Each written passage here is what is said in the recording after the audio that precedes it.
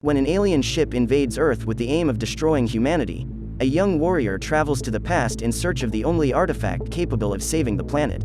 Today we're going to recap the story of the movie, Alienoid, from 2022. For millennia, aliens have kept galactic criminals trapped in human bodies without humanity knowing. The aliens who can leave and enter people's bodies at any time are called Paro and are extremely powerful. To capture these creatures, it is necessary to separate them from their human bodies, so the guard extracts the prisoner from the woman's body and imprisons him in his own before returning to the base with Thunder.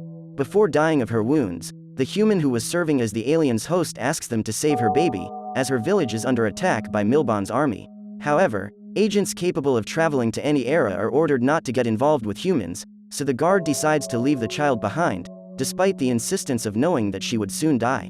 Unlike fugitive criminals who have to hide in hosts, Thunder Guard agents have the ability to alter the shape of their own bodies to look like humans.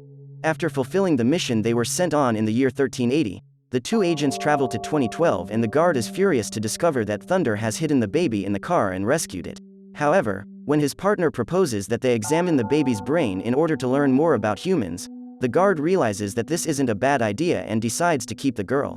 In 1391, Moru, a young man who possesses magical powers and is therefore considered a master by many villagers, discovers that his village is being raided and goes after the thieves.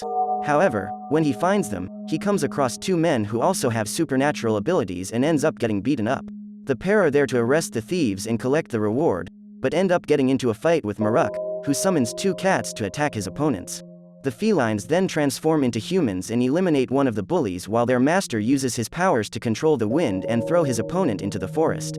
After capturing the thieves, Moru collects his reward and goes in search of the next case to solve. This crime has to do with a mysterious knife, so the young man goes to the prison to talk to Dogtard for information and, in return, promises to free the old man from that cell. Dogtard then recounts that a few years ago, a knife with a jewel embedded in its handle was found in a fishing net near Mount Wangyang. Initially, the fisherman thought of selling the jewel, but the blacksmith was unable to separate it from the rest of the knife. During the extraction process, the knife hit a man's heart, but instead of eliminating him, the blade began to glow and the guy got up as if he was unharmed. A few months later, this magical artifact was bought by a rich man who lives in Gizong and runs a place called Byuknanjing. After gathering the information he needed, Moru gave Dogtard the key to his cell and went to Byuknanjing the next morning. When he gets there, the young man gets into a fight with the security guard and throws him against the wall. However, when he realizes that the young man has magical abilities, the magistrate uses his superpowers to immobilize him and prevent the fight from continuing. When the owner of the restaurant walks away, Moru's faithful squires help him to his feet and, little by little, the young man manages to regain movement. While climbing the stairs, Moru spots a giant tentacle piercing the wall and the magistrate ends up being eliminated in his own trade. He has been attacked by Wu Wang, who is looking for the magic dagger, but the artifact has just been stolen by Dogtard, who begins to be chased by the alien. Moru immediately goes to help the restaurant owner, but the man can't survive the wound to his chest. Seeing Dogtard being chased, the young man goes after him and attacks Wu Wang before he can hurt the old man. However, just when Moru thought he had gotten rid of his attacker, a huge tentacle appears behind him and throws him to the ground. Even though he's wounded, he gets up and chases after the outsider who has invaded his village. However, Moru is not strong enough to defeat him and ends up fainting after being hit with a series of punches. Hours later, when night falls, right paw and left paw manage to find him and wake up their master. At that moment, the trio spot a hole in the wall that leads to a cave and find a ship that emits a red light. Along with it is a woman, who runs away when she sees the invaders. In the year 2022, the guard is called to the school because Leon has reported him to the police. According to the girl, that guy isn't her father, but a cyborg who has imprisoned her and is trying to manipulate her mind. However, as she has no evidence to prove her theory, everyone believes that the girl is making up these stories. When he leaves the school, the guard acts as if nothing has happened and pretends not to know that Leon is plotting against him. After leaving the girl at home, the agent starts talking to Thunder and has no idea that Leon has left a cell phone hidden to collect evidence for her theory. Every night at 9 o'clock, the guard disappears and the lights go out. At that moment, the girl takes the opportunity to search the vehicle and Thunder introduces himself to her. The creature reveals that it is a program that processes data and is able to vary its physical form. The alien then tells her that it came from another galaxy and Leon is excited to find out more about it. However, when he discovers that the girl knows about the missions to implant aliens in human bodies, Thunder gets worried and asks the girl to hide because the guard is on his way. In the morning, Leon goes to the Jisan hospital to investigate her father, as he knows that's where he finds bodies to imprison criminal aliens. Not knowing exactly what to expect from this expedition, the young woman decides to film everything that is happening around her, and suddenly a large ship covered by a cloud approaches the building. A fragment of metal comes out of it and, when it enters the hospital, it expands and becomes a huge capsule. On approaching the alien structure, the nurse and other people near the capsule are hit by several tentacles that pierce the back of the human heads during the prisoner transfer process. When she sees those people being attacked, Leon runs away and is the only person in that hospital who manages to escape without being infected. Then her father appears and the girl escapes. When the tentacles separate from the host's bodies, the capsule returns to its original size and none of the infected people remember what happened. Everyone goes on with their lives as normal and the ship returns to space. Meanwhile, Moru continues to search for the man who eliminated the magistrate, and his companions find a note left by him. In addition, there are several paintings on the wall that make the young man suspect that Wu Wang doesn't belong there. A few kilometers away, the mages of Sangak Mountain pay a visit to Milban's temple and claim to know where the divine dagger is, having just seen it stolen from Byuknanjing. That night, Moru raids a neighboring village looking for the knife, as he believes it has been taken there. Suddenly, the couple of magicians appear with some of Milban's soldiers to take the dagger and use a flute to bewitch the master of the city, forcing him to hand over the hidden artifact. During the invasion, a warrior who is also looking for the dagger appears and attacks the invaders, because she can't risk them finding the artifact before she does. The young woman is a great master of martial arts and, even unarmed, manages to defeat countless sword-wielding men. When she meets Sangak's magicians, the warrior is surprised by an arrow, but manages to dodge the attack and uses a firearm to eliminate the shooter. After taking the divine dagger, she plans to flee, but Hugue's soul and her husband use an invisibility cloak to disappear and steal the artifact from her hands. When she is surprised by the wizard, the warrior shoots, but ends up hitting Hugue's soul's arm and flees immediately afterwards. However, before she could leave the village, Milban appeared and managed to knock her down with a single blow. The young woman is still passed out when the magic knife is stolen and she is taken prisoner. After collecting the evidence she needed to expose her father, Leon goes to her friend's house and shows Minsun the video she recorded in the hospital. Minutes later, the guard appears, then sends Thunder in his place to talk to Min Gai-in and convinces Leon to return home. When the girl gets into the car, the questions start, because she wants to know what happened to those people in the hospital. As the guard doesn't say a word, Thunder decides to open up and tells her that, for many years, his species has been imprisoning the criminals of their planet in human bodies. This process doesn't cause any harm to the host, but it is capable of imprisoning the alien forever, preventing it from returning to the planet. Then, when the person dies, the alien inside them is also destroyed. As Earth's atmosphere is different from their home planet, aliens who manage to awaken can leave human bodies for just 5 minutes and, when this happens, the guard has the mission of imprisoning them again. Dosok is one of the patients who was in the hospital at the time of the transfer and, now that he has become a host, all his senses are more acute than usual. In addition to super strength, the policeman can hear any noise that is happening several kilometers away and, thanks to this new ability, he can listen in on the conversation of 2 criminals who are leaving the police station. That night, Dosok pursues the 2 men and decides to take justice into his own hands. The next morning, Thunder detects an invasion of escaped aliens and discovers that it is being carried out with the aim of freeing the creature that invaded the body of a policeman called Dosok. Immediately, the guard gets into the vehicle to meet the fugitive and doesn't even realize that Leon is hiding in the trunk. When the agent notices the girl's presence, it's too late, because the raid is about to take place and he needs to hurry. In order to get to his destination more quickly, Thunder transforms himself into an aircraft and they both go to meet Dosok, who is currently being chased by an alien android. Upon arriving at the building, the guard encounters numerous police officers and manages to disarm them easily before flying up to the 2nd floor. Android is about to release the alien that has been stored inside Dosok's brain when the guard appears and an alien battle begins. When he is immobilized, the android uses his heat vision to try to eliminate his opponent, but the guard manages to deflect the rays and the laser spreads everywhere, destroying a large part of the building. During the battle, Dosok manages to escape from the elevator and the duel continues while the aliens are trapped in the ironwork. After stealing the divine dagger that was hidden in the guard's body, the android manages to escape and fires laser beams at his opponent before returning to the ship. After losing the fight, the guard discovers that the Paro infecting Dosok's body is the controller, the same creature responsible for destroying his planet. The controller is the leader of a rebellion and the members of his clan are there to free him. So no matter how hard Dosok tries to escape, he keeps being chased by the alien ship and enters a closed parking lot.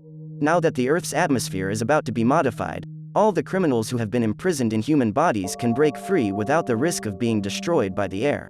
After sending this message to its leader, the android ship invades the parking lot, destroying all the cars in its path.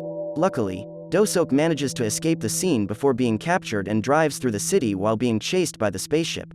Suddenly, the guard appears and starts shooting at the enemy ship. After a few shots, the agent knocks it over, but Android manages to get the vehicle back on its feet and, after analyzing the enemy's weak points, Thunder says that it will be necessary to hit the red eye to defeat him. The problem is that this eye only opens when the ship fires, so to prevent further damage being caused to the city and humans, the guard lures the android into space and they continue their duel. During the battle, Thunder's shield runs out of power and his ship crashes. After the crash, they end up in the ocean and Dosok ends up in a car accident during their escape. At the moment of the collision, his body is thrown into a bus and the spaceship lands in the middle of the city.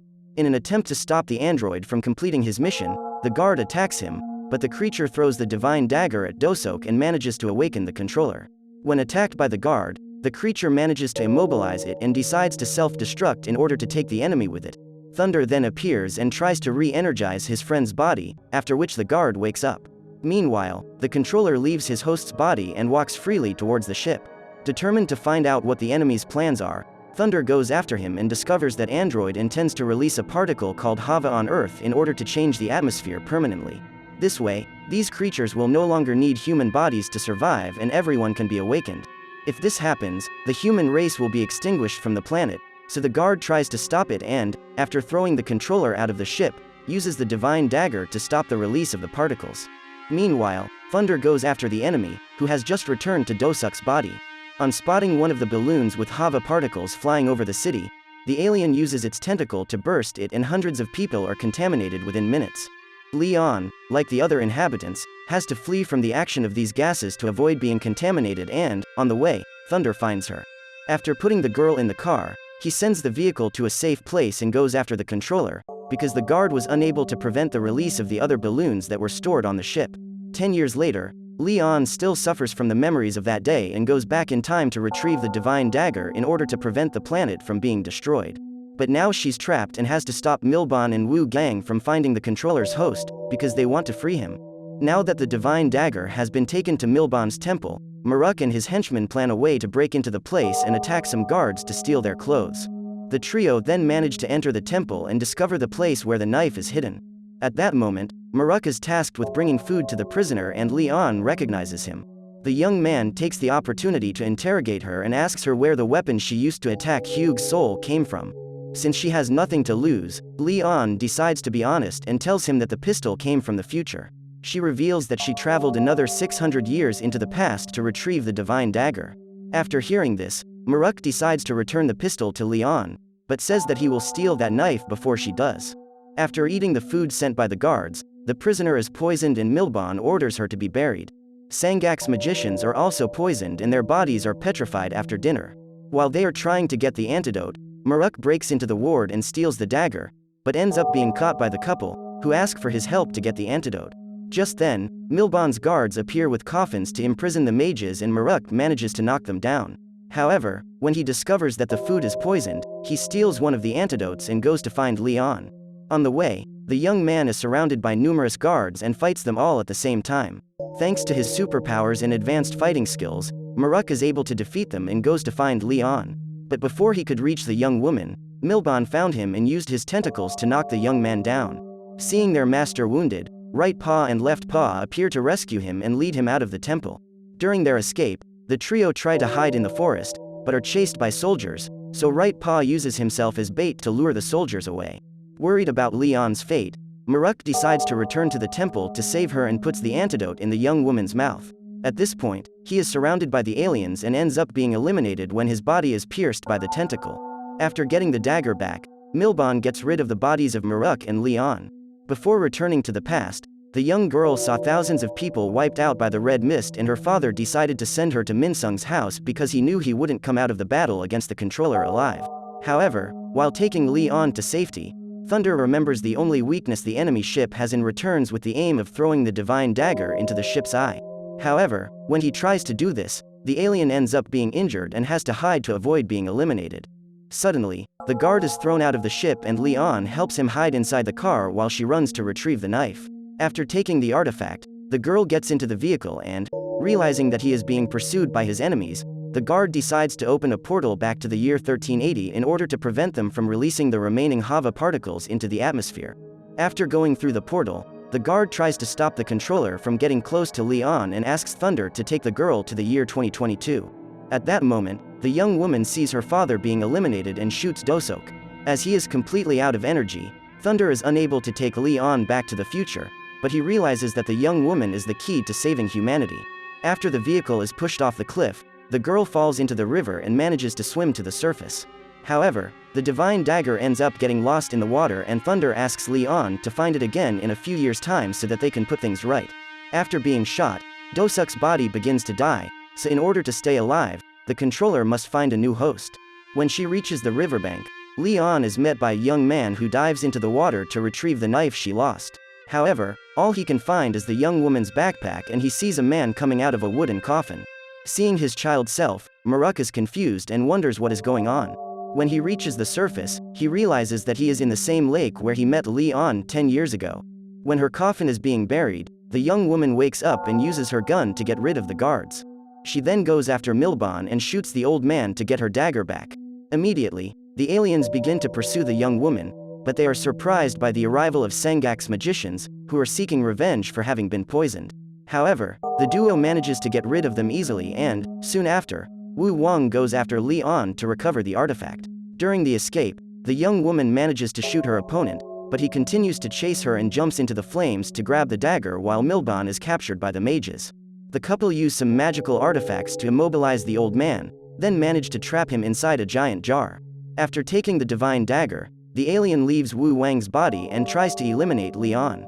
Just as the young woman was about to shoot herself in the head, the sword that Maruk stole from the magistrate comes out of the fan and cuts through the creature's tentacles. During the battle against the alien, the young man uses his sword to block its attacks and is almost hit by laser beams fired by the monster.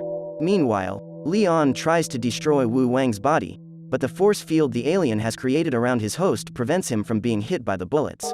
In an attempt to immobilize the creature, Hugue's soul uses a magnifying mirror to expand the multiplier on her arm and manages to grab the monster. After crushing it, the mage prepares to make her final attack, but the alien strikes back and burns his opponent's palm. Seeing Hugue's soul in danger, her husband prepares for battle, but before he can be hurt, Maruk appears and manages to tear off the alien's arm. Now that it has lost its main weapon, the creature is helpless and the young man pierces its abdomen. At that moment, Leon uses the magnifying mirror to create a bullet big enough to destroy the force field and retrieve the divine dagger. Suddenly, the alien that was trapped in Milban's body frees itself and walks towards Maruk. To prevent the young man from being attacked, Leon shoots the monster and uses the dagger as bait to lure it away. At that moment, Maruk asks right paw and left paw to help the young woman while he eliminates the alien that is trapped in his sword. While trying to escape from Milban, Leon takes a boat to take her to the place where Thunder is, because now she can finally start her plan to save humanity. After eliminating Wu Wang, Maruk recovers a memory from his childhood and remembers that, after giving the backpack to Leon, he and the girl went camping in the forest. During the night, they heard a noise in the trees and Maruk went out to investigate. Just then, he found Dosok and the controller invaded his body. Since then, the young man has become the alien's host and one of the most powerful humans on Earth. So what did you think of this movie? Leave it in the comments below. And if you liked the video, like and subscribe for more movie recaps. See you next time.